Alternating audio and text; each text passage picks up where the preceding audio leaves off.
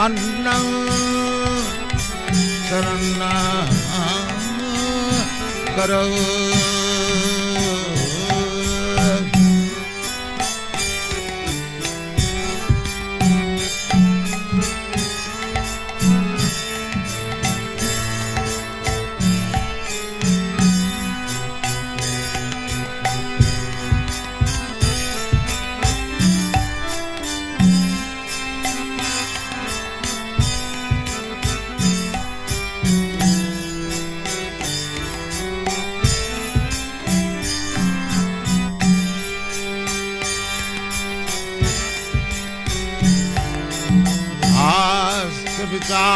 विचारणैकनिपुण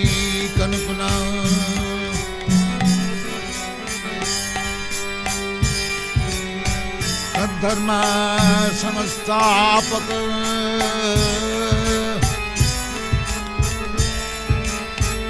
लोकानां हितकारिणां त्रिभुवने मन्न शरण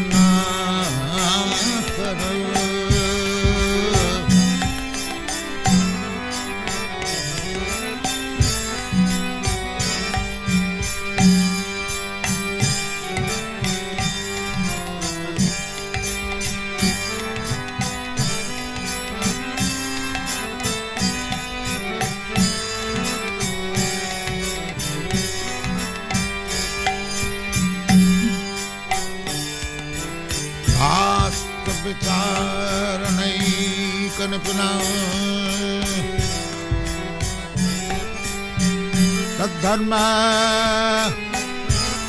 संस्थापक लोकानां हितकारिणां त्रिभुवने मन्न शरण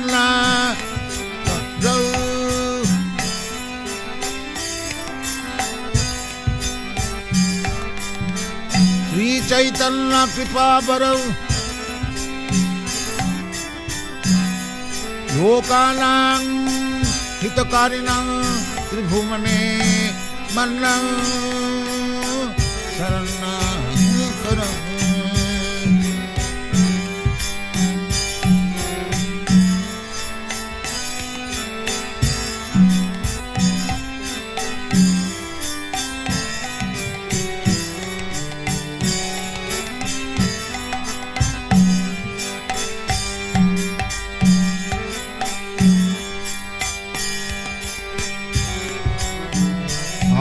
विचारणैकनिपुण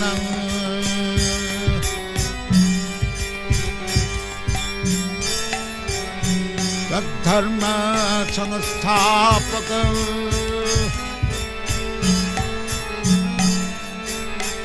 लोकानां हितकारिणां त्रिभुवने मन्न शरण करो। राधा कृष्ण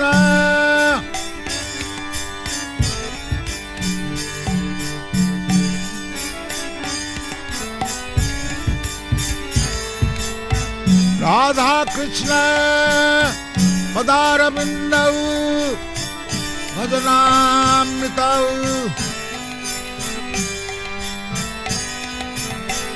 राधा कृष्ण पदारविन्दौ भजना नंदेन मत्तालिका वंदे रूप सनातनं रघुजुगौ श्री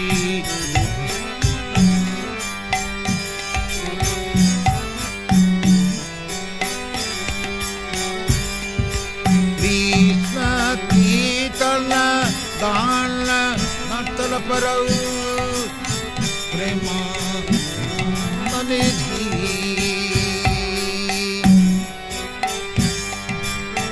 धीर धीर जनप्रिय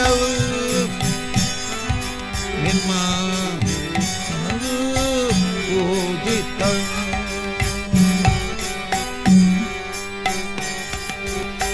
श्री चैतन्य कृपा भरौ भुवि भुवर मारा महंत रखौ वंदे रूप सनातन रघुवीर।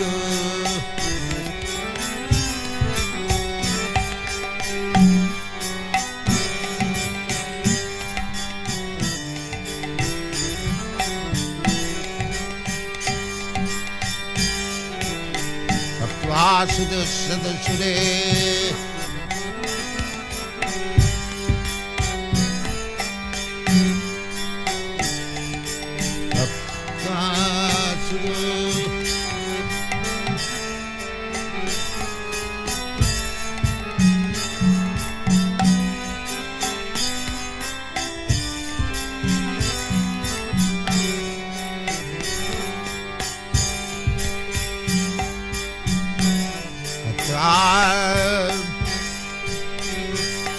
चतुरे सुतराज्य लक्ष्मी धर्मीश्च आर्जवतस जदगाद रन्ना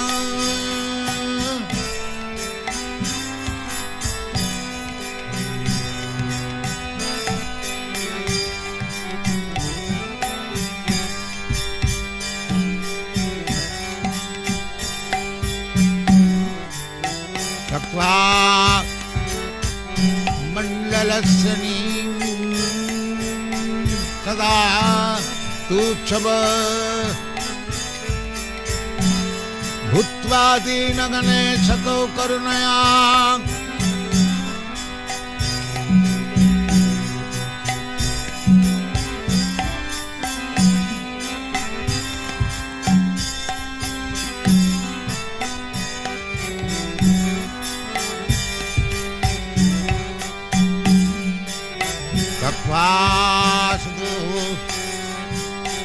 मंडलपति शनि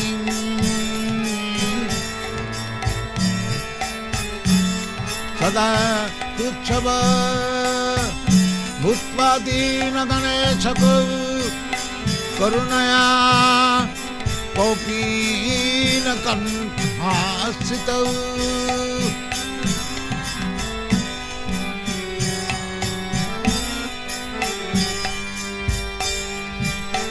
गोपी भावरसामृताब्दलहरी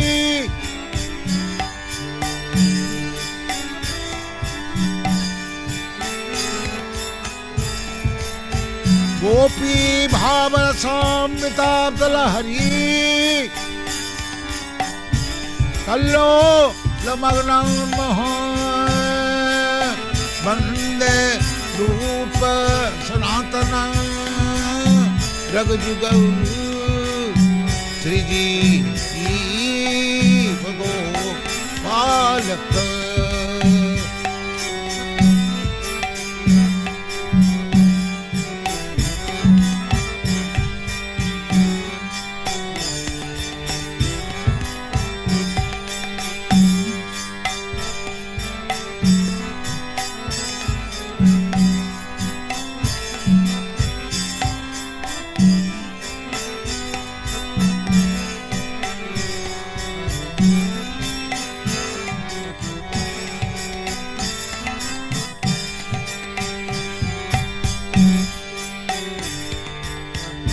राधे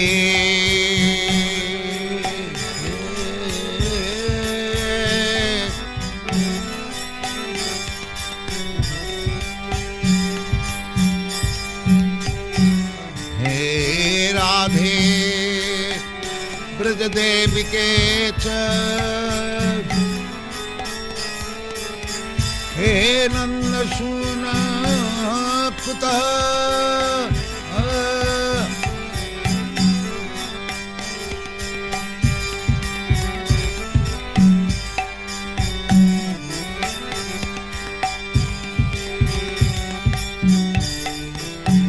राधे ब्रज देविके च ललिते हे नंद सून कुतः श्री गोवर्धन पादपतले कालिंदी वने कुतः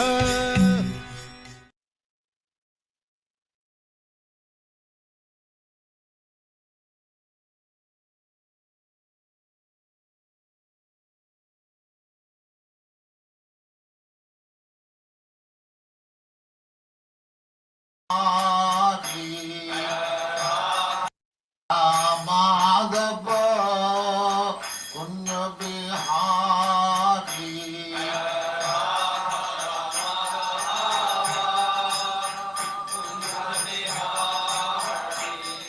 जय राधा माधव कुंज बिहारी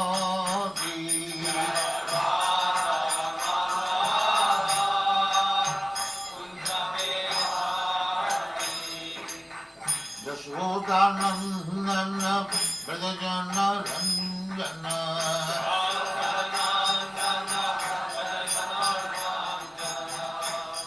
यशोदानंदन ब्रजजन रंजन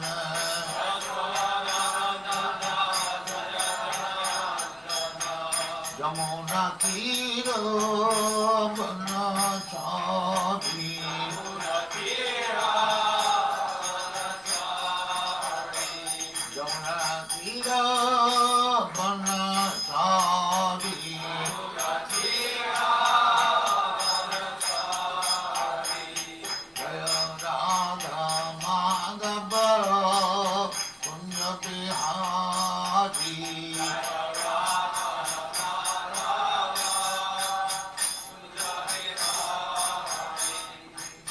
गोपीजन वल्लभ गिरिवरधारी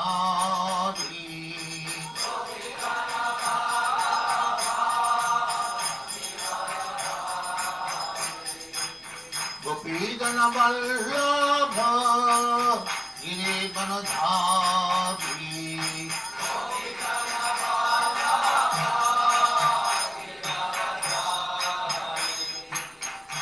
यशोदानंदन ब्रजजन रंजन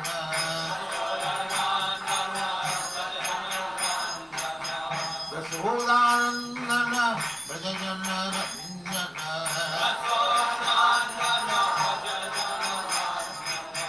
यमुना तीर बनचारी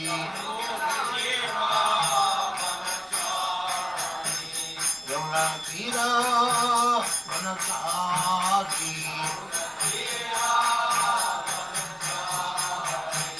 जय राधा माधव कुंज बिहारी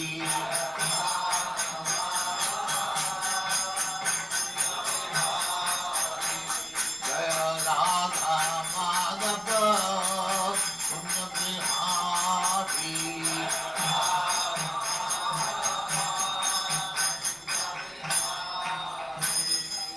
जय मंश परिभ्राजकाचार्य जय अनंत कोटि वैष्णव की जय रामाचार्य श्री हरिदास ठाकुर की जय प्रेम से कहो Shri Krishna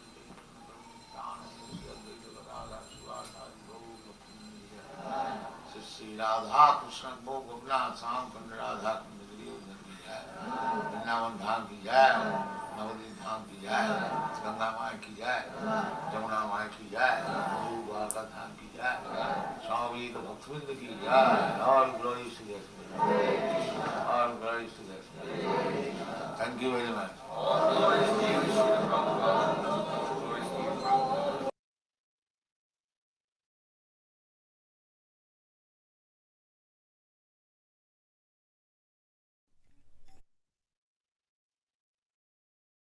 Hare Krishna, Krishna Krishna, Hare Hare, Hare Rama, Rama Rama, Hare Hare.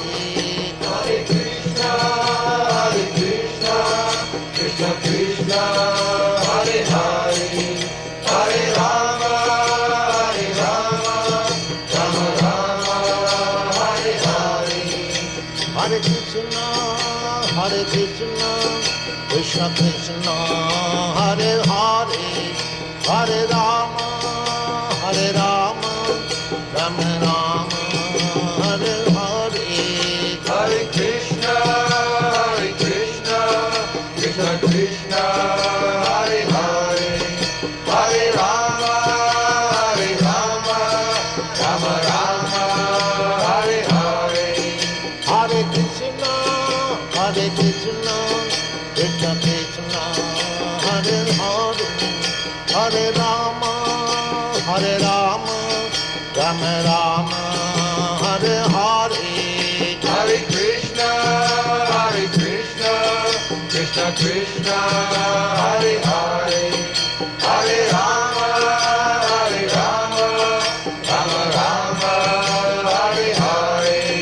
Hare Krishna, Krishna Krishna, Hare Hare, Hare Rama, Hare Rama, Rama Rama, Hare Hare. Hare Krishna,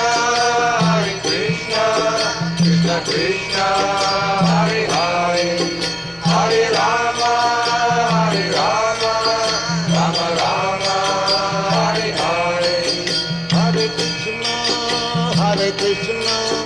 Krishna Krishna, Hare Hare, Hare Rama, Hare Rama, Rama Rama, Hare Hare. Hare Krishna, Krishna Krishna, Hare Hare, Hare Rama, Hare Rama, Rama Rama, Hare Hare.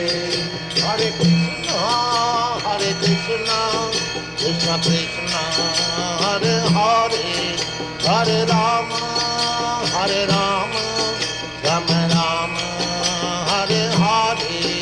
Hare Krishna,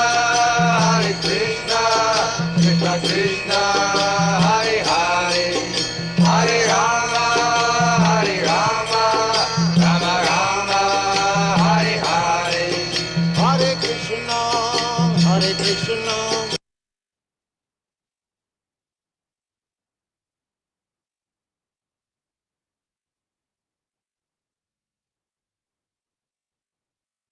Krishna Krishna, Hare Hare, Hare Rama, Hare Rama, Rama Rama, Hare Hare. Hare Krishna,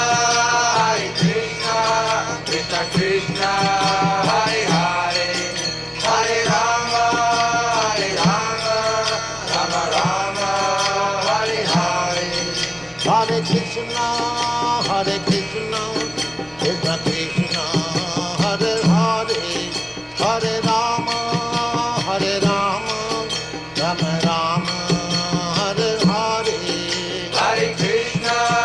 Hare Krishna, Krishna Krishna, Hare Hare, Hare Rama, Hare Rama, Rama Rama, Hare Hare. Hare Krishna, Krishna Krishna, Hare Hare, Hare Rama, Hare Rama, Rama Rama, Hare Hare. Hare Krishna, Krishna Krishna, Hare Hare, Hare Rama, Hare Rama, Rama Rama.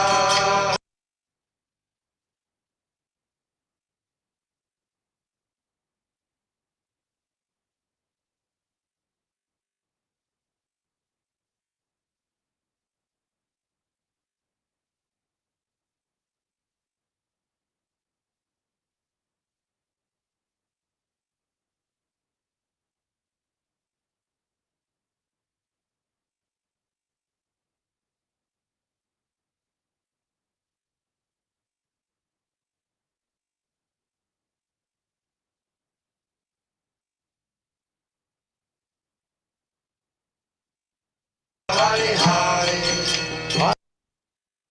Hare Krishna, Krishna Krishna, Hare Hare, Hare Rama, Hare Rama, Rama Rama, Hare Hare. Hare Krishna, Krishna, Hare Hare, Hare Rama, Rama Rama, Hare Hare. Hare Krishna, Krishna Krishna, Hare Hare, Hare Rama, Rama Rama, Hare Hare. Hare Krishna, Krishna Krishna, Hare Hare, Hare Rama, Rama Rama, Hare Hare. Hare Krishna, Krishna Krishna, Hare Hare, Hare Rama, Rama Rama, Hare Hare. Hare Krishna, Krishna Krishna, Hare Hare, Hare Rama, Rama Rama, Hare Hare. Hare Krishna, Krishna Krishna, Hare Hare, Hare Rama, Rama Rama.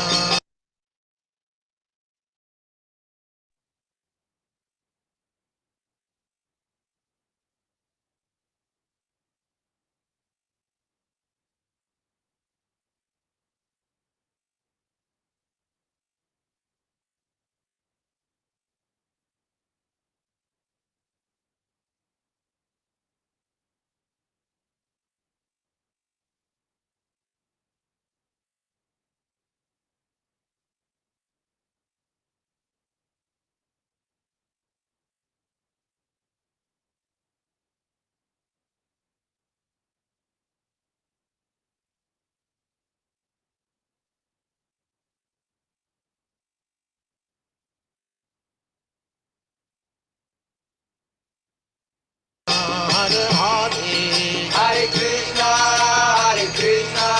Krishna Krishna, Hare Hare, Hare Rama, Rama Rama, Hare Hare. Hare Krishna, Krishna Krishna, Hare Hare, Hare Rama, Rama Rama, Hare Hare. Hare Krishna, Krishna Krishna, Hare Hare, Hare Rama, Rama Rama, Hare Hare. Hare Krishna, Krishna.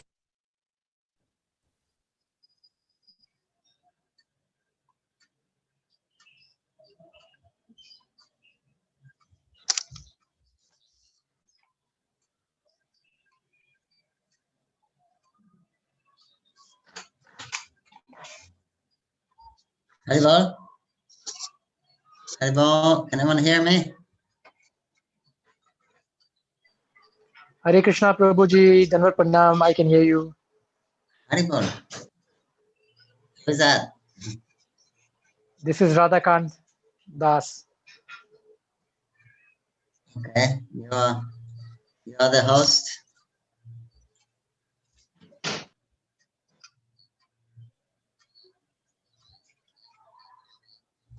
We'll start. Can you hear me? Yes, we can hear you. Okay. Shall I start?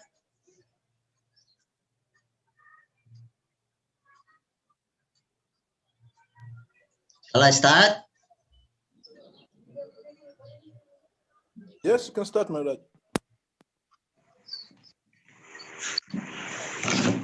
Yes, please, you can start, Prabhu, please. Oh. Hare Krishna. Hare Krishna, South Africa and other countries there. Zambia. Please, Things West from the Africa. Holy Dharma Maya.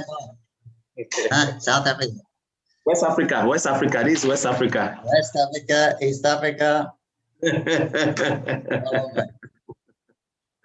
Yes, you're welcome, Prabhu. Okay. Mama Gyanan Karandasya Gyanan Karan Salakaya Chakshurvajamit Tasmai Sri Gurave Namaha. Om Vishnu Padaya Krishna Prishthaya Bhutale Srimati Bhakti Vedanta Swaminitya Namane Namaste Saraswati Devi Gauravani Pacharine Nirvisesha Shanyavari Pacharisatharine Jai Shri Krishna Chaitanya Prabhu Nityananda Shri Advaita Gadadhar Shivasari Gaur Bhaktivinoda Hare Krishna Krishna Krishna Hare Hare Hare Rama Rama Rama Hare Hare. Okay, we're reading from Srimad Bhagavatam, Canto 1, Chapter 7, verses 1 and 2. Verse 1. Onako vacha nirgate narade sutta bhagavan bhadrahanayana shutvam stad abhipretam takim akarad vibhu. Translation. Yeah.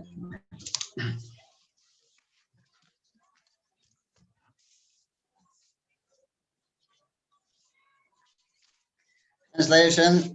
Rishi Sonaka asked, O Sutta, great and transcendently powerful Vyasadeva heard everything from Sri Narada Muni.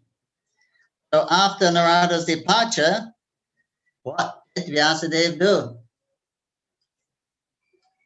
Prabhupada by His Divine Grace A.C. Bhaktivedanta Swami Prabhupada. This chapter, the clue for describing Srimad Bhagavatam is picked up. Maharaj Parikshit is miraculously saved the womb of his mother. This was caused by Droni, Ashwatthama, Acharya Drona's son, who killed the 5 sons of Drupadi while they were asleep. It was before commencing this great epic, Srimad Bhagavatam, Srila Vyasadeva realized the whole truth by trance in devotion.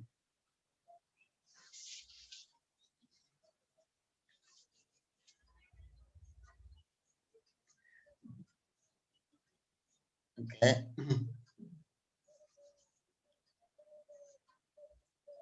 It's not this chapter you read that he's actually saved from the womb, but Drona throws the Brahmastra weapon, which scorches, and that story is described and how Arjuna counteracts it. Later on, that is described about how Maharaj Parikshit was saved. He saw the Lord while he was in the womb of his mother.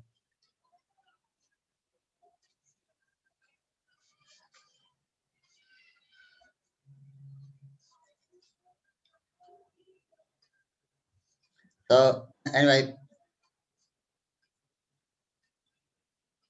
now that Sonaka is asking, after Vyasadeva heard everything from Narada, what did Vyasadeva do? Narada's appeared to console Vyasadeva, who was a little bit despondent because he'd written all the Vedas, Puranas, etc., most of them, and he was still dissatisfied. And he asked Narada, his guru, what is the source of my dissatisfaction? He said, I know everything. I'm doing everything properly. So then Narada explained, yes, you do know, you know everything. He said, but in the Vedas, you've written everything in an indirect way. And you failed to describe much about the Supreme Personality of Godhead, Krishna, which is the direct, which is the ultimate purpose of Srimad Bhagavatam. The ultimate purpose of existence is to serve the Lord. So in the material world, that is the ultimate knowledge is knowledge of one's relationship with Krishna, which is also goes alongside knowledge of your relationship with the material world. So he said, you haven't described this clearly. So people are misled. They got an indirect meaning. They're taking portions and they're following them, and that becomes their religious system. But it doesn't actually go so far to fully explain the actual meaning of existence, which is to serve Krishna, right? The Lord God is one, he becomes many for pleasure. So the living entities function, purpose, is to assist the Lord in his pleasure. And that is the greatest pleasure also for the living entities in the so that's what he failed to explain enough. So now he's going to Vyasadeva is going to write Srimad Bhagavatam, and he's going to make sure that it's going to be focused on Krishna and Krishna's pastimes. So that means Krishna's devotees also. So text 2 is Sutta Uvacha Amanadhyam Saraswatyam Ashrama Pastimetate Samir Prasha Iti Prokta Rishinam Satrvadanaha. Translation: The Sutta said, on the western bank of the river Saraswati, which is intimately related with the Vedas, there's a cottage for meditation, Samya Prasha, which enlivens the transcendental activities of the sages. Purport by Srila Prabhupada. For spiritual advancement of knowledge, suitable place and atmosphere are definitely required. The place on the western bank of the Saraswati is especially suitable for this purpose. And there is the ashram of Vyasadeva at Samya Prasha. Vyasadeva was a householder, and his residential place is called an ashram. An ashram is a place where spiritual culture is always foremost. It does not matter whether the place belongs to a householder or a mendicant. The whole Varnashram system is so designed that each and every status of life is called an ashram. This means that spiritual culture is a common factor for all. The brahmacharis, the grihasthas, vanaprasthas, and the sannyasis all belong to the same mission of life, namely realization of the Supreme. Therefore, none of them are less important as far as spiritual culture is concerned. The difference is a matter of formality on the strength of renunciation. Sannyasis are held in high esteem on the strength of practical renunciation. And the purpose.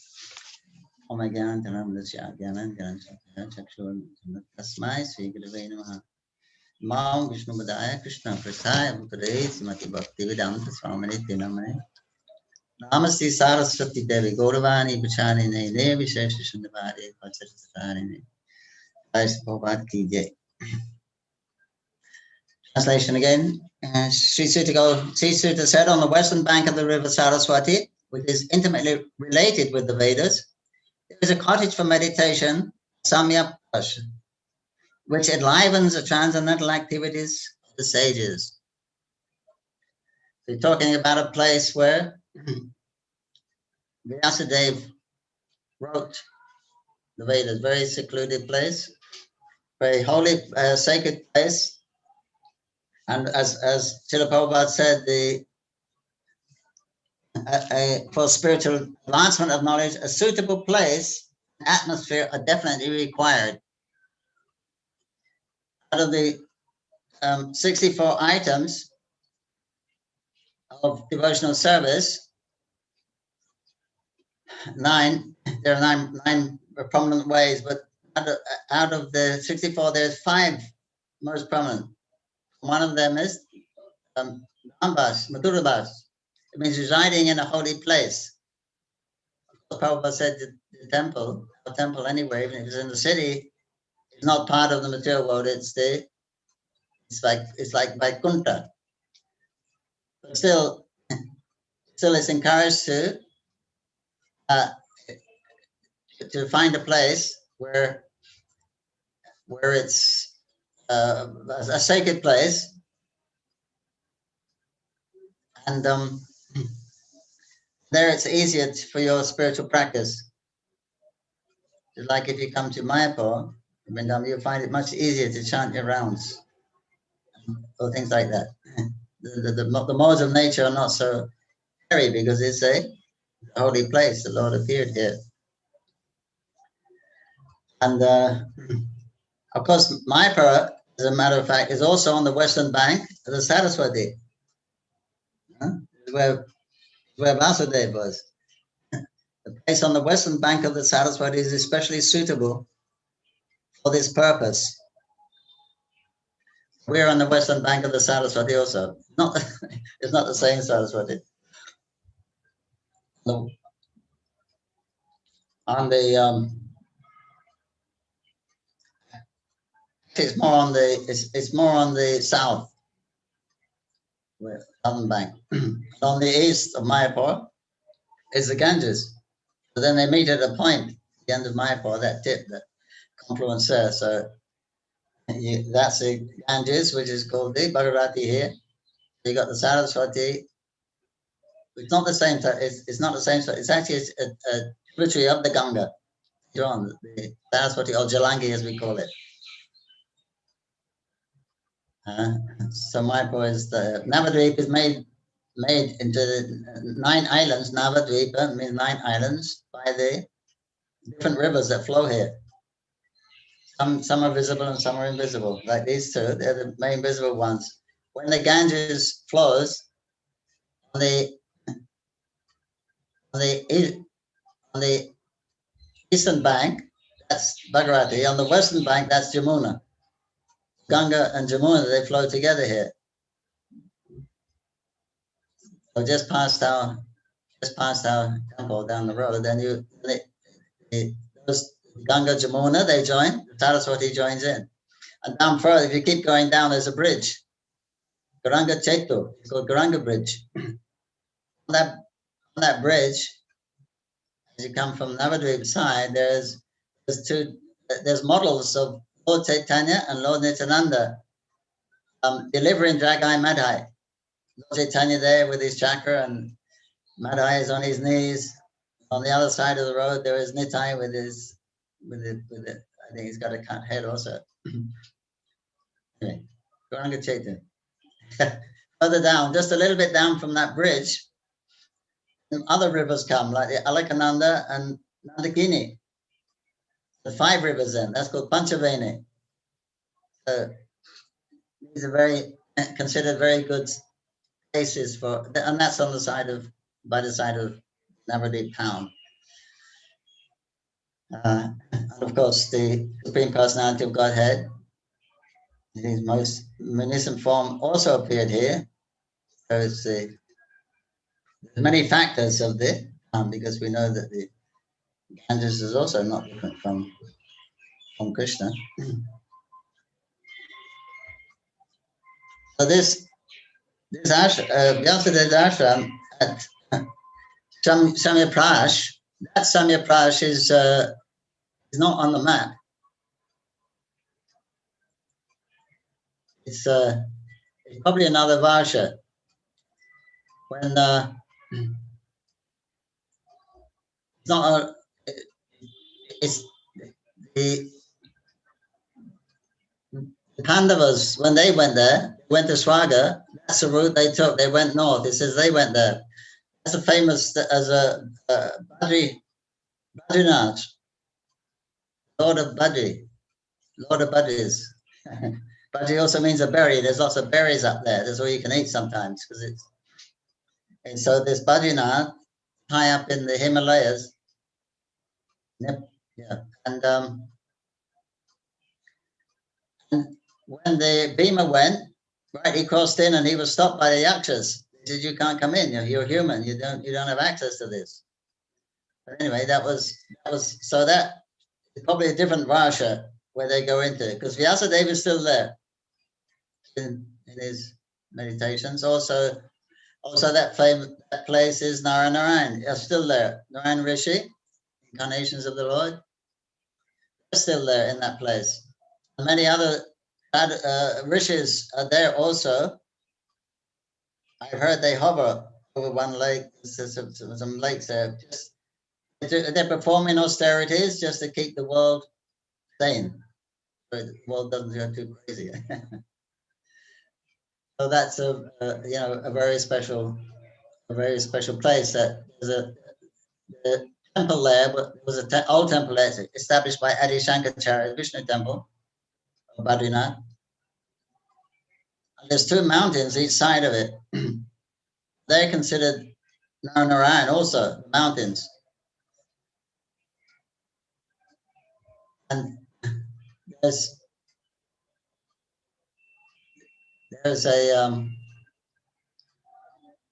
there's a prediction that later on in Kali Yuga, those mountains will close together, and access will be blocked to Badrinath. Already it's blocked. In the winter, you can't go there. Like September, October, they bring the Utsap deity down to a lower place and worship there. The main deity stays there, of course, but nobody stays there. Some sadhus stay up there in the winter. What they do when they close the temple, they prepare leave boga, and they leave an arti paraphernalia. And they say the devas, they come and worship the Lord.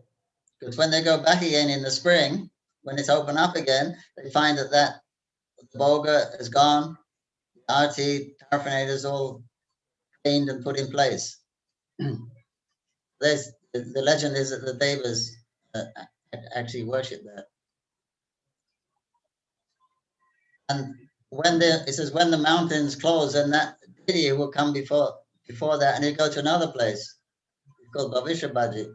It's some way down. Jyotishwar. We stayed there one time. It's a very, very secluded place. You can see that deity.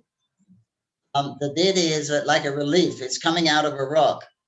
There's a couple of sadhus living there. Nagababas are there.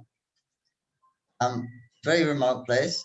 You can drive most of the way, but you've got to walk a few miles, few kilometers up the hill. And this deity, he said it manifests over the period of time. It gets more and more manifest. It's like it's coming out of the solid rock, the deity form. That will be the one they will worship later on in Kali Yuga when that closes up, the mountains close up.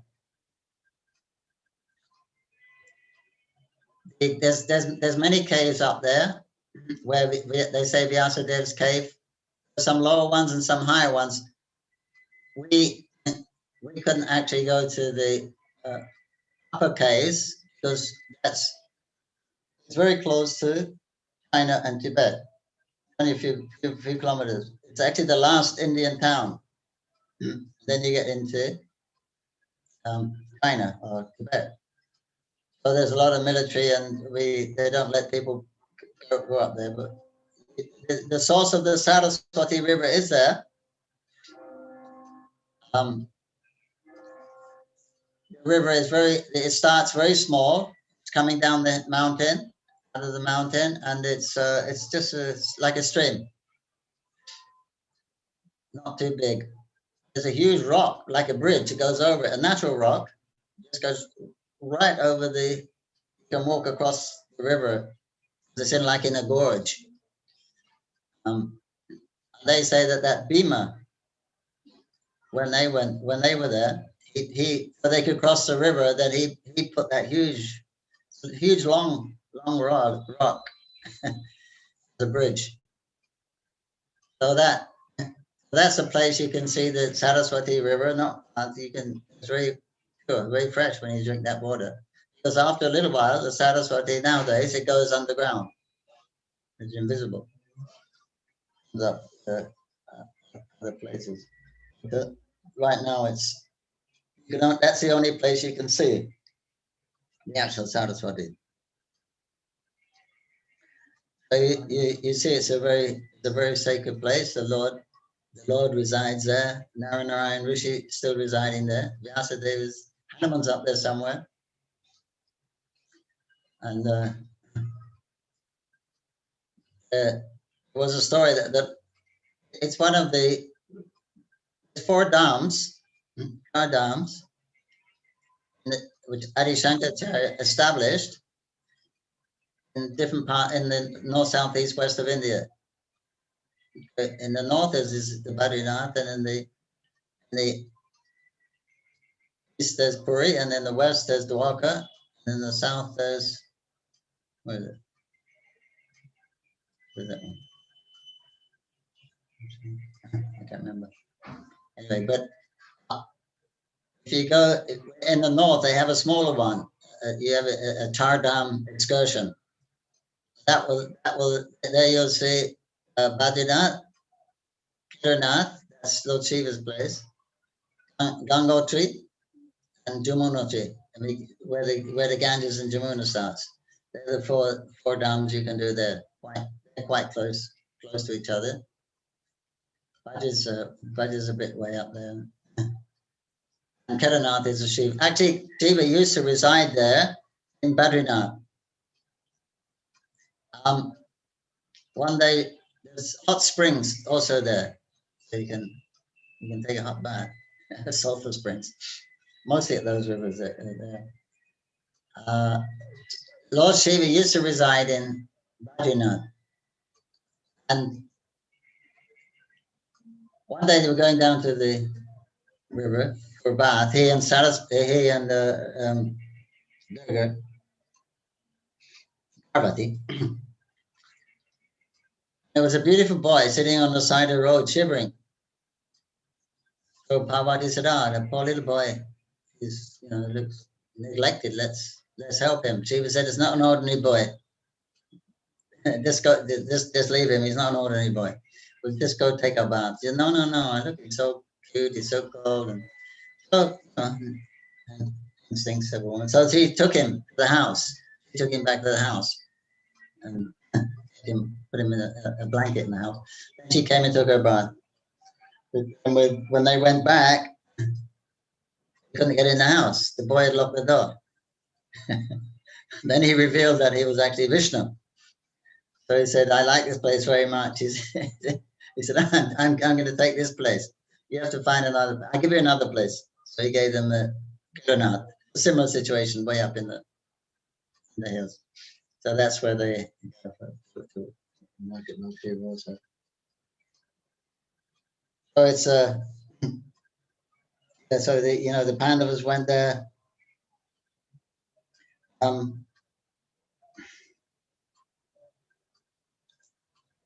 Also Madhavacharya went there 2 times. He spoke with Vyasadeva, long conversations with Vyasadeva, and wrote some of his works there. It's a very, very, very saintly, holy place.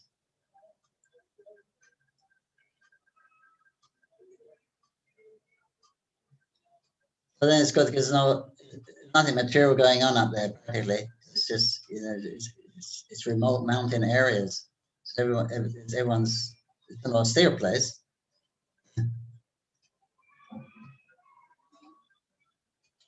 Even then Krishna also sent Uddhava there after the Yadus wound up their last time here after the fratricidal war. They kill each other, and there's only a few people left. And Uddhava, he came to Krishna before he left his body. He told Uddhava he said, well, this is the situation. Everyone's gone, Balaram's left, and I tell him my situation. He was about to go. And he said, go to Dwarka, tell everyone to leave. Arjuna should lead them back to Hastinapur, otherwise Dwarka is going to sink. The water's going to come up, and it will be. And but he gave Uddhava the order, you should go to Badrinath. Because Badrinath is considered they're the big rishis up there. They're considered the guardians of the truth. very, very strict, very austere, and but he sent Uddhava to tell them something more confidential. That was pure bhakti, because Krishna sent Uddhava to Vrindavan with a message, right, to console the Brijbasis. And then when Uddhava saw them, spoke to the Krishna's parents, friends, and the gopis, he was shocked. He was ecstatic, but Uddhava was like considered the greatest devotee in the world. He knows he looks like Krishna. They're so close, they're cousins. He wears Krishna's clothes, Maha clothes. And he just look, but they're so close. No one. When he saw the love of the Brijbasis, that really blew him away. And therefore he prayed, let me become a blade of grass on the edge of Vrindavan. I'm not even qualified to go in Vrindavan. When the gopis go out sometimes to the market or to Mathura to sell their stuff, then the dust from their feet will fall on me. And he was like, Krishna's best friend. So much personal association, but he had so much respect for the love of the Brijbasis that he couldn't. That was another out of his debt, because he worshipped Krishna in reverence. He knew Krishna. He treated Krishna like the Lord a lot. Although they were friends and relatives. The minister, he was an advisor, but he didn't forget Krishna's actual position as the Supreme Personality of Godhead. Krishna says that idea of me being the Godhead, it waters down the relationship of pure relationship, intimacy. It takes away the intimacy that can be there. But then in Raj, that's covered.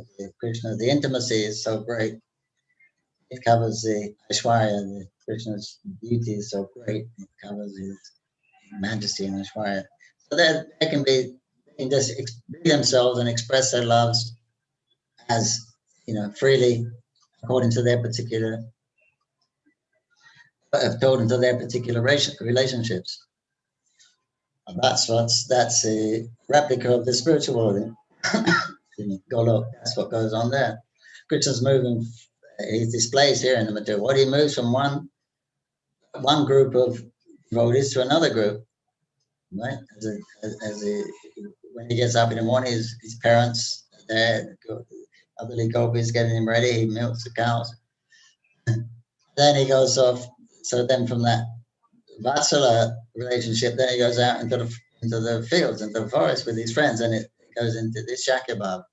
They enjoy unrestricted, no parental control. They're just having a good time. They do what they like with friends. And the boys think Krishna he's our friend. It's something that he's,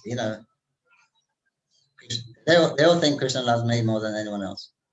The gopis think Krishna loves everyone else, but more than me. But the boys, they think that Krishna loves me more than anyone else, and they have, they're equals, more or less. And then in between that, and then midday when they're taking that, Krishna will sneak off to Radha Kund, and he'll meet the gopis and get into the experience of Madhurya Rasa. Then back to the Shakya, then back to the village, then back to the Vatsala. So that's how Krishna spends his time enjoying those different relationships with the different groups of people. So this was a confidential message that Krishna wanted Uddhava to give to the rishis, the sages in Badrinath.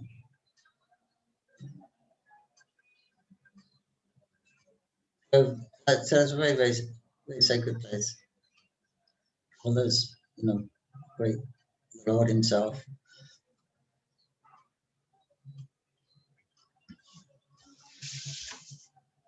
That's the history though. Then Prabhupada talks about the Yesterday was ashram. He was a householder, and then he talks about the ashram means a place where spiritual culture is foremost. It doesn't matter whether the place belongs to a householder or a mendicant.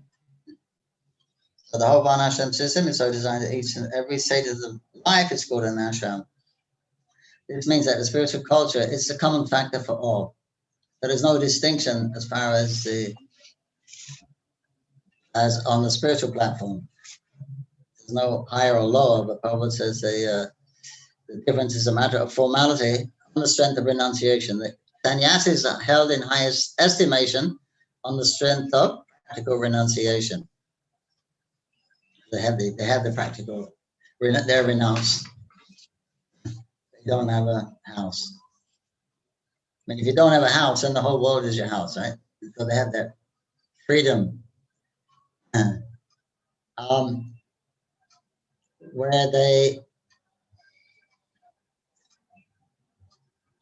they can move freely, and because they don't have the house, they don't have the responsibility of maintaining the house or the society, families, etc. The big thing. So therefore, they're expected to have all the time free. They don't have any real duties, so they can go in and enlighten the householders who, because of their responsibilities and duties, sometimes you lose sight of the big picture. Your kid's sick, you get completely involved in it. Some problem comes, or so many rules and laws you have to follow. That rules, mainly the rules are for the householders. The sannyasis, brahmacharis, they don't have hardly any rules. So then you tend to lose the bigger picture when because the material world is problematic. I suppose that Krishna designed it like that to make us question it. There must be a better situation. So it's expected that the sannyasis are going to be more spiritual, have more spiritual knowledge. They're leading a completely life is just dedicated to that. So the householders will welcome them in the house because they're expected to have a greater spiritual understanding because of their freedom from the duties of society, etc. It doesn't. It's not. That's not the. It's not a criteria. I mean, it's the material life is a little overwhelming. That's why it's recommended that at a certain age, after 50, then you should take vanapras. You should practice detachment from it. That means we get detached. Who's not attached to the spouse and the children? Who's not? And then your position, and the material world is like that. We wouldn't be here if we wasn't attached. We wouldn't have come here again. So, but it's not the. In the spiritual, there's actually no difference. Is the question of how much you're giving to Krishna. As Prabhupada said, sannyas is not a question so much a question of renunciation. How much available you make yourself to Krishna. So you can do that in any ashram. That's actually renunciation. How much available you make yourself for Krishna service. The sannyasi doesn't have any duties. Vishwanath Chakravarti has an interesting take on this. In the Bhagavad Gita, Krishna says, all my devotees come to me. They all come to me, all my bhaktas. Arjuna says, how is that? He says, the houses, they have to work all day. They don't have much time to worship in the morning, worship in the evening kind of thing, but then the whole day it's. But the sannyasi, he has no work to perform. How come they all go back? He's renounced everything. Krishna said, no, I see it like this. That the sannyasi doesn't have any duties. So he's got 24/7 free, and which he gives to me. So he gives all his free time he gives to me. He has 24 hours. The Grihastha, he says, no, he has these karmas to perform. Right? He's got to earn a living. He's got to have a position in society. So he has his karmas to perform. He said, but outside of that, in his free time, he gives to me. He performs his karmas, but his free time he gives to me. So he gives me all his free time. He said the sannyasi gives all his free time, and the grihasthas, householders, they give all their free time. It's Krishna's magnanimous view on it. So I see them both the same. They're both giving me all the time that they have.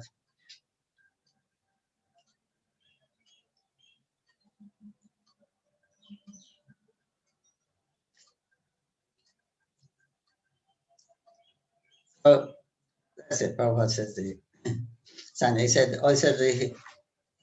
my grihasthas are also sannyas. Those who are completely, those early days, Prabhupada's time, it was a very much a temple culture. Everyone kind of lived in the temple, did everything, and there was no. In Mayapur, for a long time, there was no facility for grihasthas. The husband and wife, they lived separate. Men and women were separate quarters.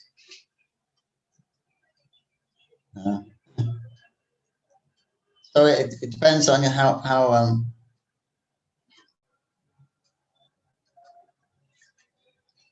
surrendered we are to Krishna and the devotees. That's the actual sannyas. Make all your time, give all your time to Krishna. You don't give any time for Maya. So anyone can do that. But of course, because the sannyasi has more free time, then he's generally more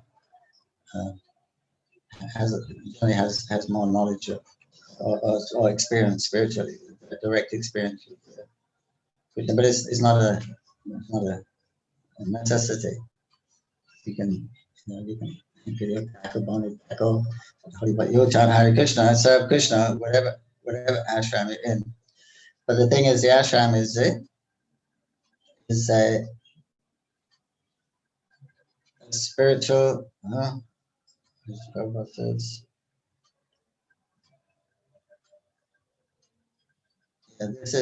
This spiritual culture is the common factor for all. That's the Varnashram system. So he was a Grihastha, Vyasadeva. He knew everything. His worship. Mahaprabhu's devotees were, most of them were Grihasthas. Sarvabhauma Bhattacharya, he was a Grihastha. He used to have sannyasis. He used to teach sannyasis. They used to come to him for knowledge.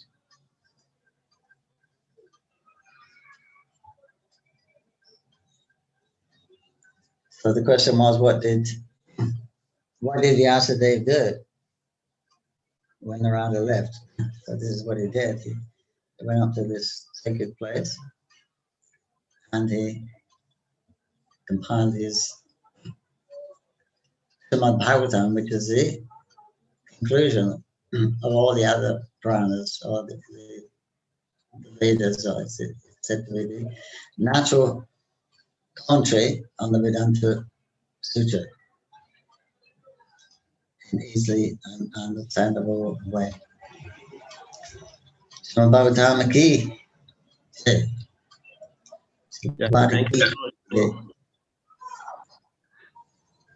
Thank you. Bhaktivinoda ki. So, in case anybody, please, if you have any question, just indicate by raising your hand. Then you can ask the chance to ask Prabhu question directly, please. Or is one of the Prabhupada's disciples who have dedicated their life to serving Lord Shigadev, Panchatattva, Shirada Madhava in Mayapur. So we're very fortunate to be getting their association here online. A luxury. Many of us who cannot visit Mayapur. Bhagavatam ki jai. Yeah. We should have opportunity to ask them question now. Please ask.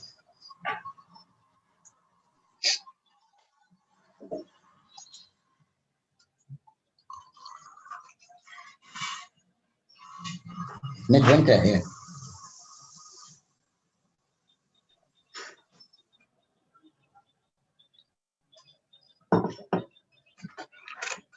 Anybody wants to ask question?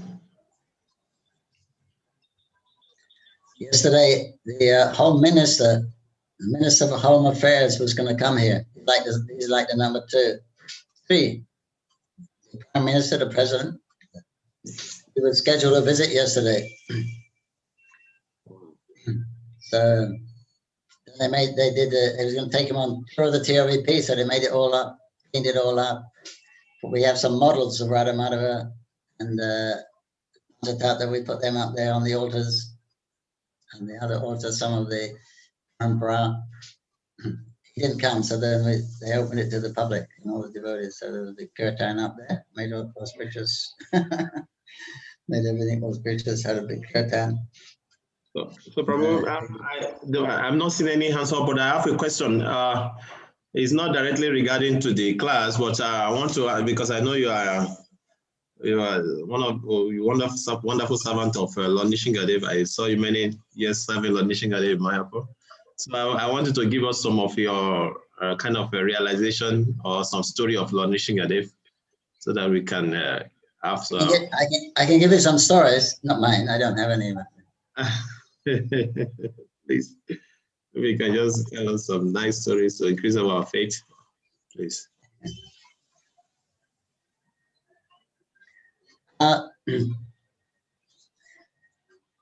Well, when he first came, Shingadev was quite active, apparently.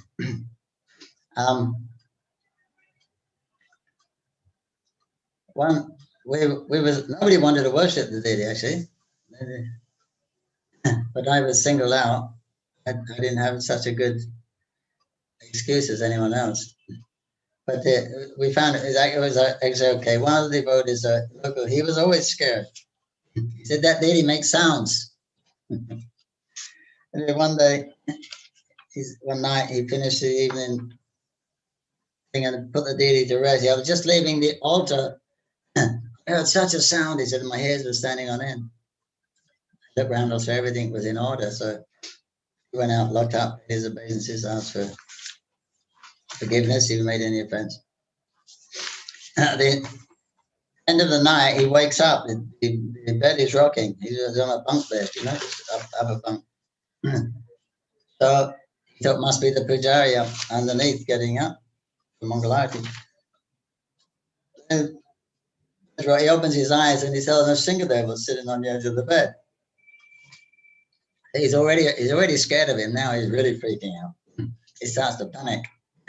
He's trying to get up. And he said Shingadev put his hands on his shoulders. It felt like the weight of the whole universe getting down. And he had marks there for a few years. And Shingadev said, okay, stop. It's okay. Be calm. Be peaceful. Don't. He said, I just come to tell you. He said, when you do my service in the temple, there's no need to be afraid. You do it in a peaceful state of mind. There's nothing to be afraid of. And also, when you wake me up, Mangalarti, don't turn the spotlight directly in my eyes. And then the thing that disappears. Another devotee also came to Shingadev. This was Gaudiya Math. He's an acharya. He's the acharya in one of the Gaudiya Maths. No. They have Shingadev also in their temple, just nearby. So he said, he told the head pujari. On Shinga Chaturdasi, I was staying up chanting. Fasting was staying up all night. And towards the end of the night, he said, Shingadev suddenly appeared in my room. He said, do you want Shingadev? This one, with the red dress. He seemed to be pleased with me. I told my guru, he said, you're very fortunate. He said, don't tell anyone. Now you can go there and offer something to Singhadev. And so he was the Acharya. So lots of things happened that time.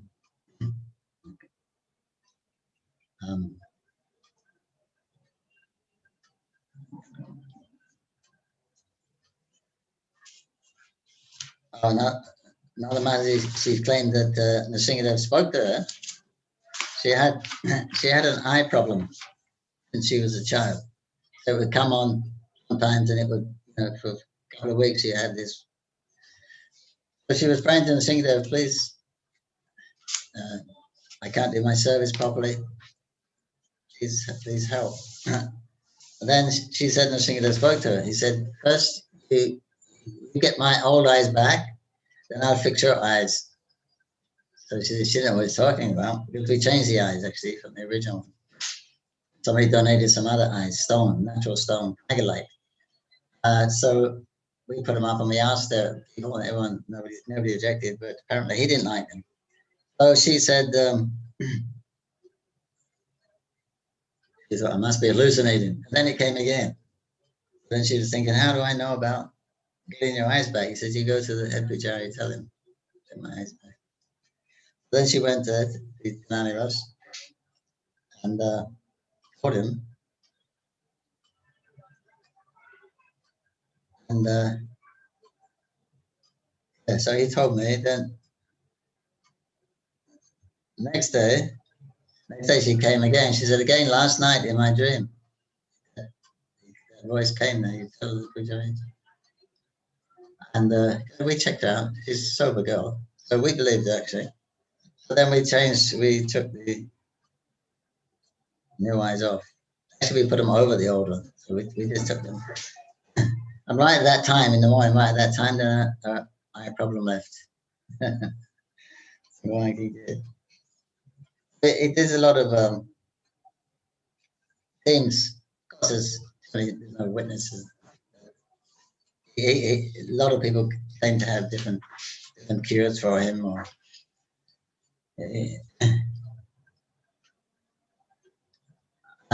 one boy had chickenpox. It's contagious. You get these big black spots. So he was a student from Delhi. He came to the Bhakti Shastri. So then he went to the doctor. He said, yeah, it's chicken, and it's a contagious type. You got to be in isolation for like 19 days. Then he went to the Ayurvedic doctor. He said the same thing. Homeopathic doctor, he said the same thing. And he went to the temple when he prayed to Nrsingadev. Look, I'm suffering so much because it's not a nice thing. You itch, and you're not supposed to take a bath for some reason. But anyway, it's not a very nice thing. And he said, I've been for 2 years. I've been trying to come. Finally, my parents let me come.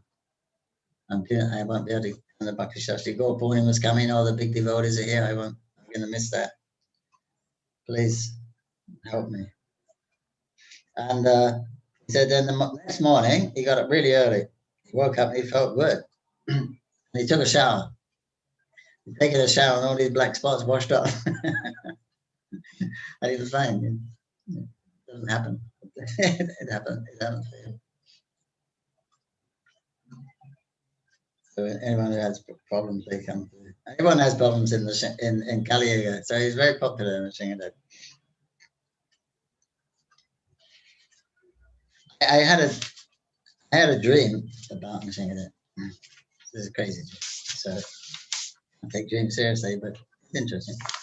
The president called me. He said, "Pankajangri, bring some diesel oil." He said, we're going to sacrifice Lord Nrsingadev. I said, you're going to what? He said, we're going to sacrifice. I said, what are you talking about? You're crazy. He said, I'm the president. Bring the oil. So I bought the oil. I said, look, this is great. I don't want anything to do with it. I washed my hands of this whole affair and go. I came back later. I peeped in the temple. It's gone. Everything black, burnt, nothing. It's gone except his feet and his ankles. Then I woke up. My God. Nightmare. Very nightmare. And in the morning, I asked Anonymous, what is the meaning of this? It must have made a big offense. He thought for a while, oh, yeah. Yesterday was the first day of Goldan. Means that it means it's around Chandanyata time in May, hot season. The Lord and Shaligram, the Shaligram and Tulsi, they get water dripped on them. You make a pot with a hole in it, and the water drips. Put a piece of string in there. That's the that goes on for 1 month, that festival, because it's hot season. And he said, "Oh, that yesterday was the start of that Goldan, and you didn't do it because we do it for the Shaligram on Radhamala, but it's the first year we had the Shaligram." So he said, you're not doing that cooling festival, so Nishingadev is appearing to you, telling that he's burning up. You should immediately start. So then we started that day.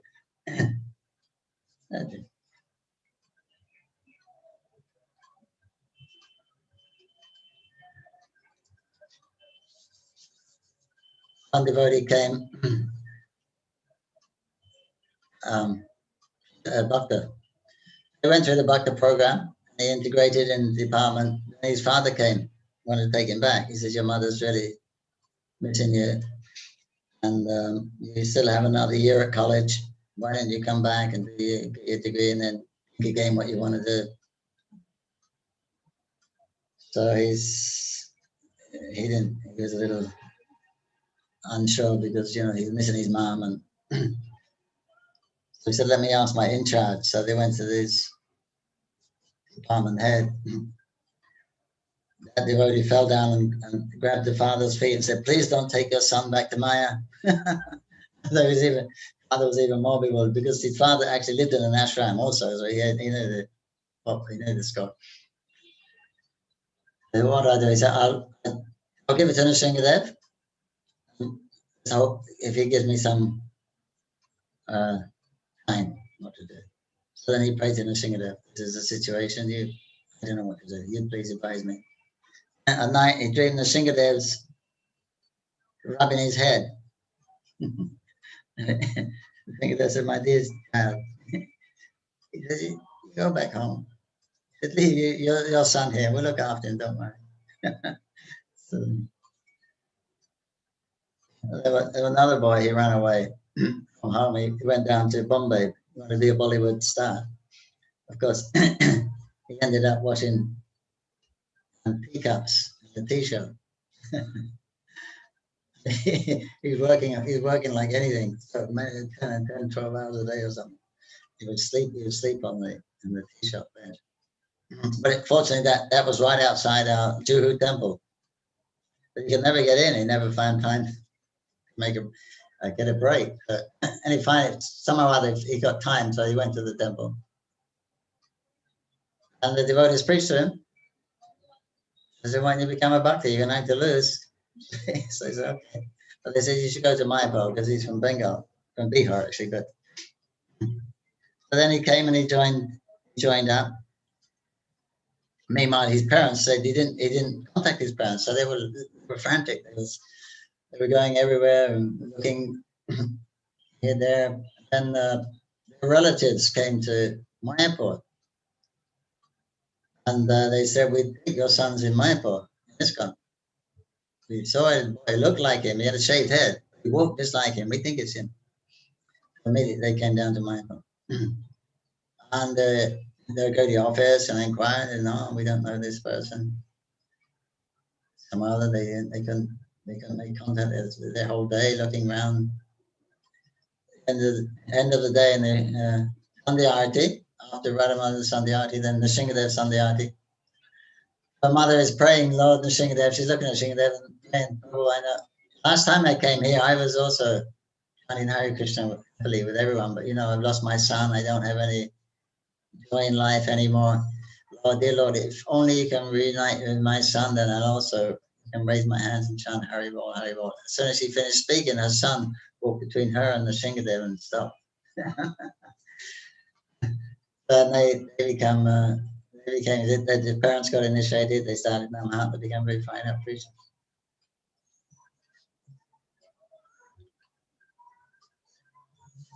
one was in Taiwan. The mother and daughter, they were devotees. The father, he wasn't interested at all. But he had cancer. His terminal cancer. He was going out. So they were praying. They had a picture of Nrsimha Mayapur Nrsimhadev, and she was praying to Nrsimhadev, please. He's a good man. He's not a devotee. Not interested. He just wasn't interested. And please show your mercy on him. And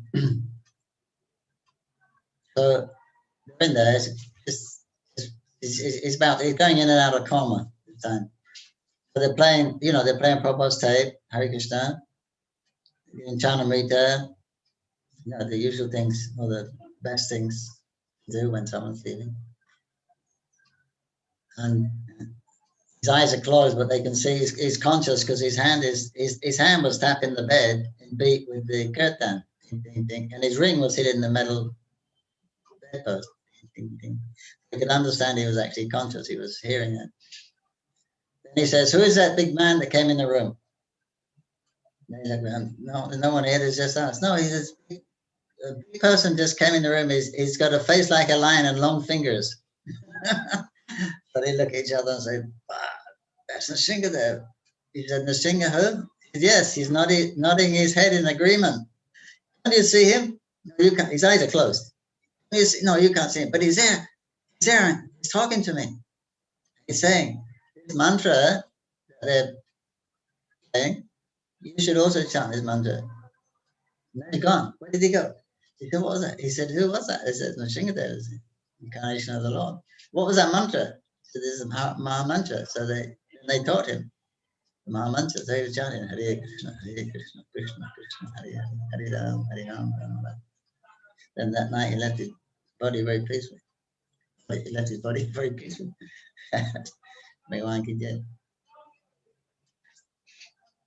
And even the people from the hospice, they came to the program afterwards. They said that room where your husband left his body, there's a very special mood in there. We go in there and sit in there sometimes. And it's a very special mood. That mantra he was trying, can we also learn that? So then they also got to chant the mantra. One dream. Mataji took she used to make tulsi garland. It would take 3 hours probably. Big tulsi garland. And so I gave her some maha, Nrsimha. I gave him, sometimes he wears false nails, like the ladies wear. Yeah, so sometimes we use it. So I said, maha for your wonderful service. She drilled a hole in it and hang it around her neck. That night, Nrsimha Dev came in her dream. He put his hand in her heart. He poured out this substance, blacky substance. Nrsimha Dev, you say this? That this is not love, this is lust. And there's more there. What shall I do with this? The next morning she told him to go far away.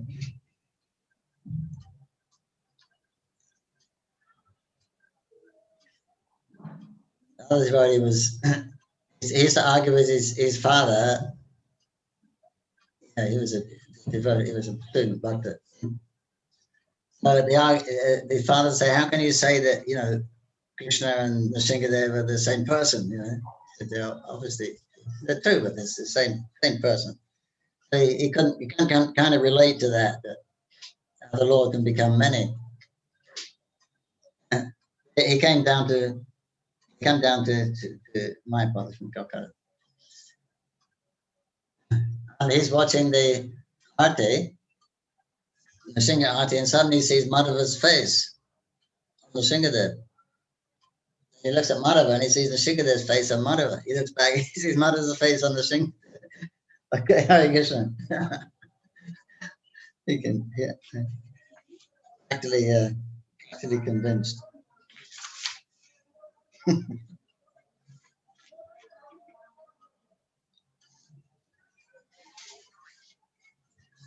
Another time there was a flood. They used to have a lot of floods, and that's why the deities are so high. You know, we put them up high, right them out of them.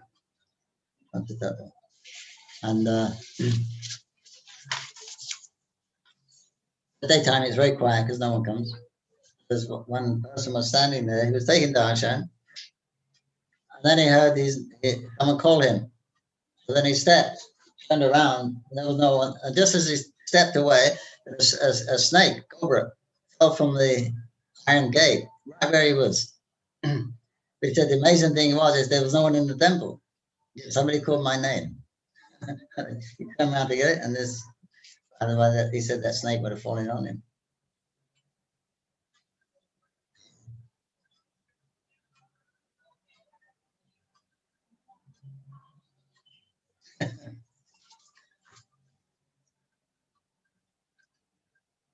I tell a snake story. It was flooding, and no electricity. All the electric goes out. And I was I had to do a really quick puja. A little wooden table, this much. I would put the paraphernalia on that, and that would be like a boat, so I could float there. And I have a flashlight in one hand and a stick in the other. Because all the snakes would come. You see, there was nowhere. All the holes were full up, and they came into all the buildings. I would do the puja, and I would leave the door open because after Mangalati, everyone goes, it's kind of spooky in a sense, and there was no light, So whatever light from the dawn was coming at that time, 5 o'clock, it was getting light. I'd leave the door open, but every day a snake would come in, almost every day. He'd go around the Shingadeva and go out again. No, we Prikrami went the other way.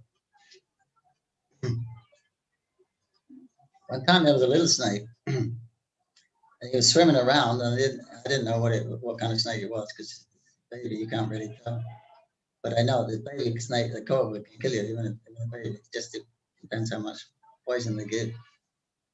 But I was a little nervous, and I was doing the Manasa Puja, and I was sitting had the table on the altar. It was just like half-inch below the water, above the water level. So I was just sitting on there, and I was doing a Manasa Puja.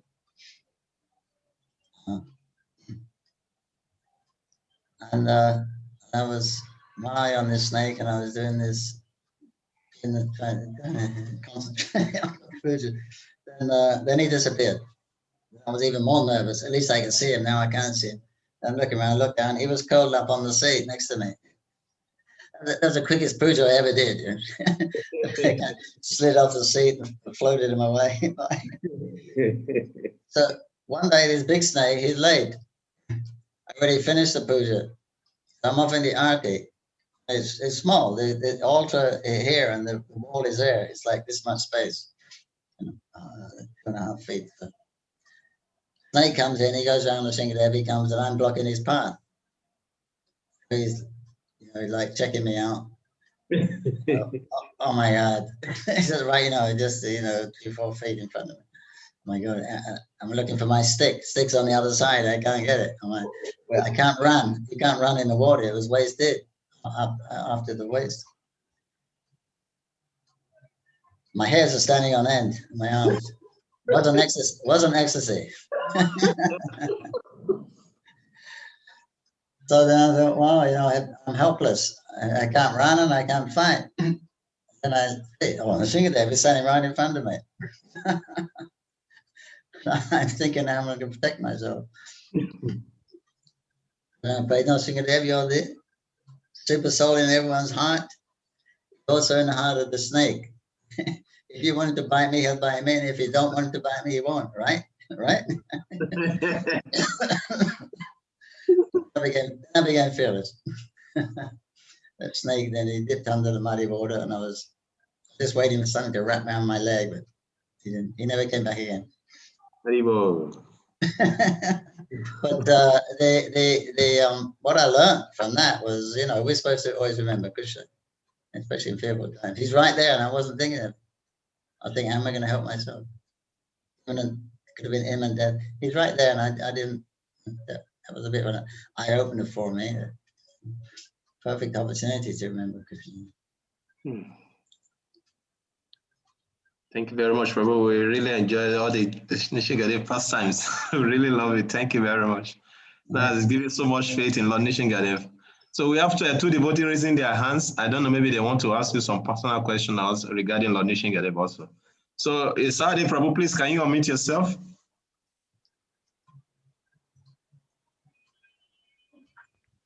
Hare Krishna. Hare Krishna. Can you hear me? Yeah, we can hear you. Please continue. Okay, thank you. Okay. Krishna, thank you so much for blessing and gracing our platform. Thank you very much. You're a doctor. You're a doctor. Thank you. No, a nurse. They call Nishingadev Dr. Nishingadev sometimes. He's very resourceful. I need it so badly.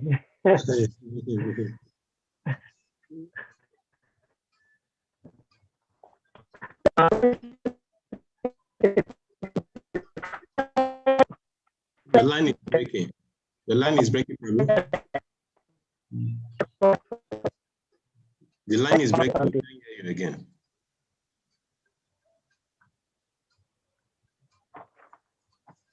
I think he's having some internet issue. Yeah. Sorry, Babu, are you here? Yeah, can you hear me? Yeah, we can hear you now, yeah. Okay. I was saying the first sentence of the second text,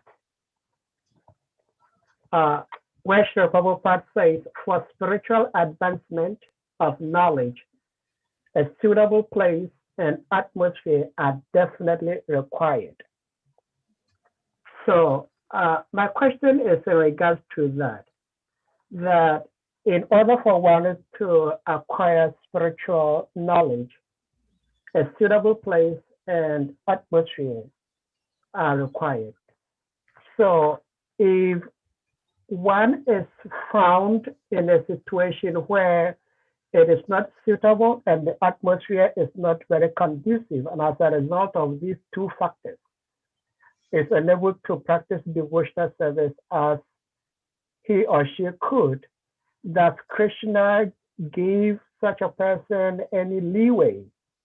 Or Krishna says you were supposed to do this and you didn't do it, overlooking the circumstances?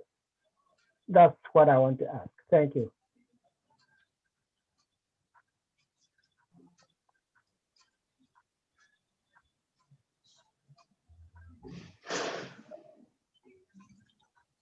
I didn't get all of it. Can you summarize, Prabhu, the last sentence? Yeah, Prabhu was saying. Okay. Summarize this, Prabhu, yes.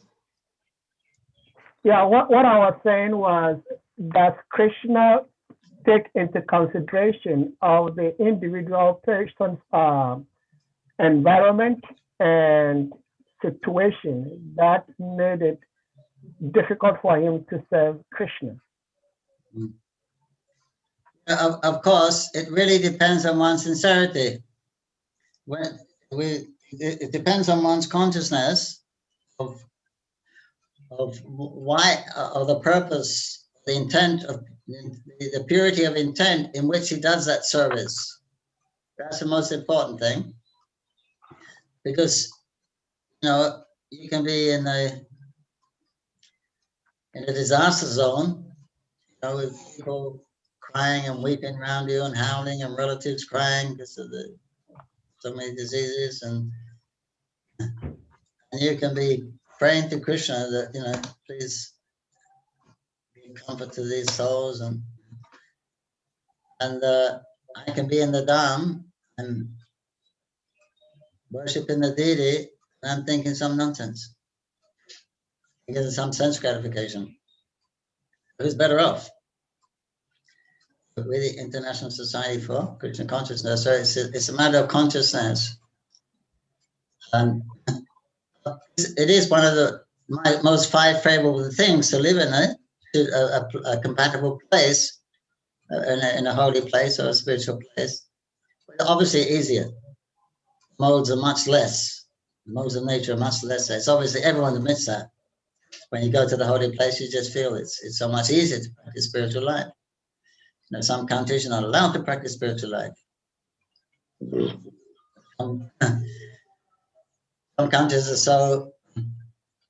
One matter, she came from one country where where you're not allowed to practice. And she said I was 1 week before I dared to get my bead bag out in Mayapur. For 1 week before she was. There's obviously better places and not so good places, but it really depends on the consciousness. The Prabhupada did say our temples are like Vaikuntha, they're not in Ghana or in Nigeria or East Africa. He said the temple is like a spiritual oasis. That's what it's about. It's your consciousness. What you're doing, why you're doing it. That's the main thing. So you can have a suitable place, or you can have a hellish situation. It's not. Krishna consciousness doesn't depend on geographical location. If something's better, favorable, then like we accept Varnashram, material situation, but it's favorable. It's not unfavorable to practicing devotional service. We advise everyone should come to the mode of goodness. It's material. It doesn't interfere. It's a good platform for performing devotional service. It's better than Rajaguru or Tamaguru. So therefore it's recommended. And when you retire, you can go to those places. So we see one hands up. Yaduna Prabhu, you want to ask Prabhu question, please? Can you unmute yourself? Yaduna Prabhu. Oh, Lord, your service, Vasudev. In these trying times, may Nrsimhadev protect you from the back, the front, from inside and out, up and down.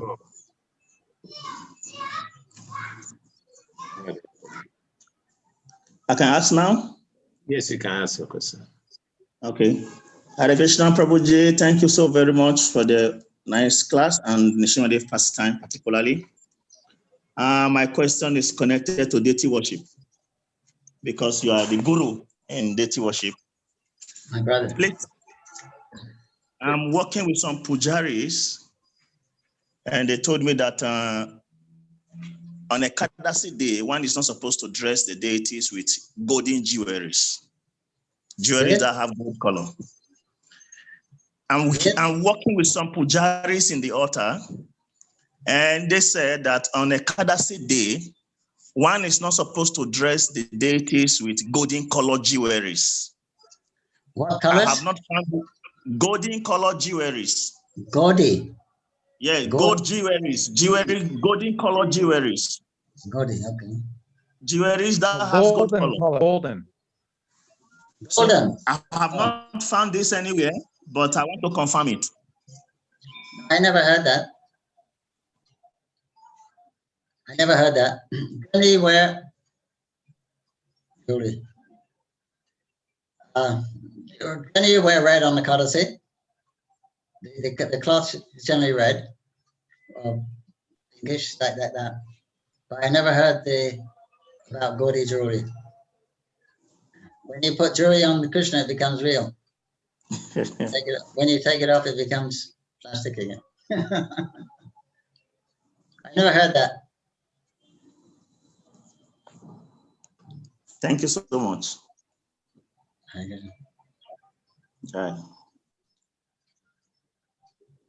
So thank you very much, Prabhu. We really appreciate your time. Oh, Sade Prabhu wants to ask another question. Sade Prabhu, another question, please unmute yourself. Yes, I have another question for Prabhuji. Prabhu, I am from Ghana, so definitely I have a local dialect. I learned to speak English, and how I wish Krishna appeared in my country and spoke in my dialect. So there is no harm that I'm learning the Sanskrit, but it's not the same as speaking my own dialect. My question is, has Krishna appeared anywhere on earth other than India? And if no, of course, Krishna can do whatever. What is there in India that attracts Krishna to appear in India over and over and over again and nowhere else? Hare Krishna. Why Krishna only appears in India? Bharatvarsha. Because in Bharatvarsha, they practice Varnashram. They practice the spiritual culture, the Aryan culture. In India, it says when somebody comes to your house, they call uninvited guests, they call Atiti. So say then the Atiti, that's not, you treat them like Narayan.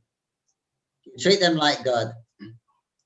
But then if Krishna can move freely in that environment, because if he comes to like a country where I came from, if Krishna comes, you open a door on the latch, who's that? What do you want? Kind of thing. I'll send the dog out. So then there'll be a lot of apparats, and everyone will go to hell. So if he appears in a country where the guest you treat like Narayan, and that's fine. Then it is Narayan. He couldn't do it in another place. That would be one reason. Well, whether he does or not, I haven't heard. But people claim to see him in different places. But I guess that's from the internal vision.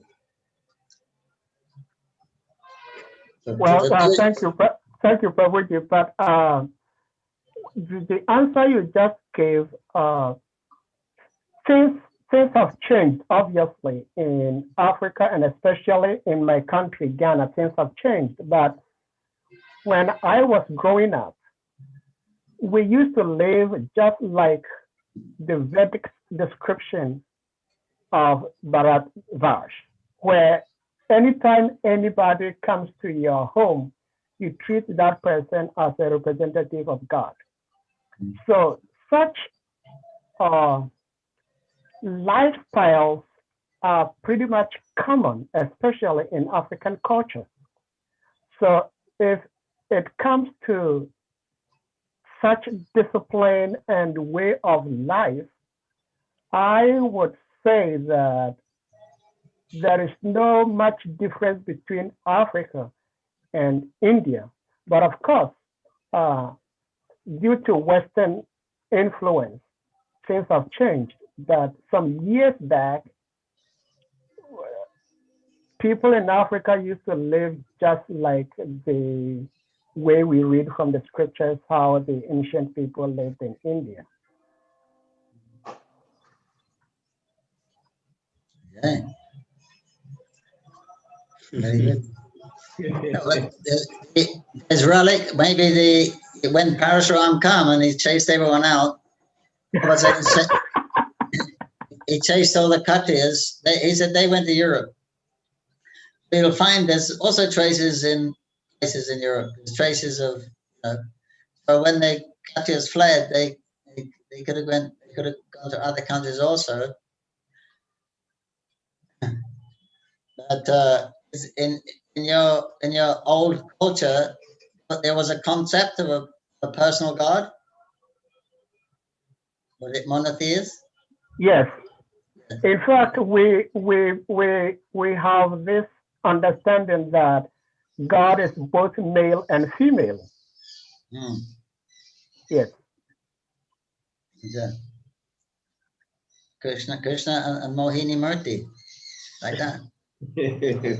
Well, they do not have such clear names for like Radha Krishna, but they have this concept that God is both male and female. So no male can claim superiority. Two entities, male and female. Yes. Oh, great. Yeah, so you expand on that. You can tell this is you're getting back to your roots of your culture. And now you're at chanting Hare Krishna, because this is a new thing. It's only 500 years old. As is a Yuga Dharma would be, chant Hare Krishna. Well, But that is why it wasn't so difficult for some of us to join Hare Krishna, because it wasn't anything strange, because we were used to the concept and the phenomenon. But of course, Yeah, it's not as yes. deep. It's not as deep as we get in from ISKCON. That I would say it's not as deep as we get in from ISKCON. There was no concept of the spiritual world or activities in the spiritual world. Well, no, that I haven't come across. Like I was saying, it's not as deep as we get in from the teachings of Srila Prabhupada. No, nothing is as deep. Even the Western religion, the Islam or Christianity, they have no idea of what the personality of God is like. Yeah. Because it's not mentioned, and Jesus didn't mention it. You're not allowed to. Nobody knows who God is. That's their thing. So you can't worship any form of God. And Muhammad, you see in the Islam, they picture God without a face sometimes.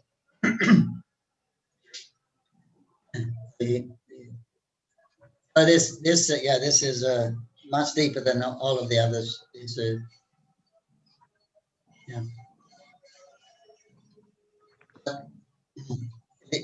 I said these religious preachers at those times, Muhammad and Christ, he said they were empowered by the Lord.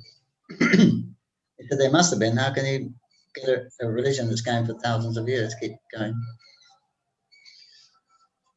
But in your part of the world, I don't know. Did they have any big spiritual leaders, or I suppose it's mostly a bit more village based thing?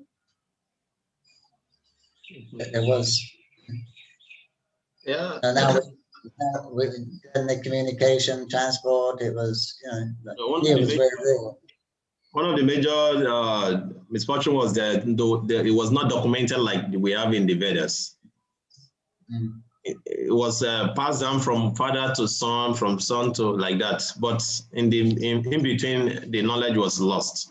So that's why many of the nowadays many of us, we have difficulties in getting all this detailed knowledge about the ancient practice like we have in the Vedas. You don't have any book? No, now they are compiling some books. Like if you like in Brazil, there's a part in Brazil where there is a big religion. This religion from Nigeria, Yoruba especially, Western Nigeria, is a big religion in Brazil where they learn even the local language of Nigeria to practice the religion. So because of this, they are putting some document down. They are writing so many things, but so many things is lost in between because it was not properly documented like we have in the Vedas. Yeah, that's the importance of the parampara. You gotta have that parampara. So really enjoy your association, Prabhu. Thank you very much for coming, and we hope to get more of your association and more of sweet Nishingadev Kata. And also, in Mayapur, please always keep us in your prayer when you are worshiping Lord Nishingadev. It's not easy to worship Krishna in this part of the world, Yes. So please continue to pray for us when you are doing your Nishingadev Puja. I know you are very dear to Lord Nishingadev, and so let Lord Nishingadev always, lead us to Mayapur. Temple's open, it's in full swing. The distancing is out the window. Everyone wears a mask, but it's crowded like anything. Now it's the holiday season, they're all here. Javitaka Maharaj is fine. He's got over that. COVID is free. So we're cautious, but the distancing is not there. Everyone's packed up, shoulder to shoulder, dancing Haribol. Okay, Thank you. Let us all unmute ourselves and chant one Hare Krishna mantra to appreciate Prabhu's coming. Please unmute yourself and chant one Hare Krishna. Hare Krishna. Hare Krishna, Hare Krishna, Krishna Krishna, Hare Hare, Hare Hare Ram, Rama Rama, Hare Hare. Hare. Africa Bhakta Vrinda ki.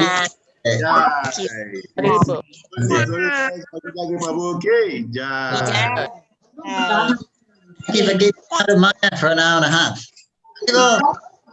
Yes. How is that? Jai Prabhupada. Jai.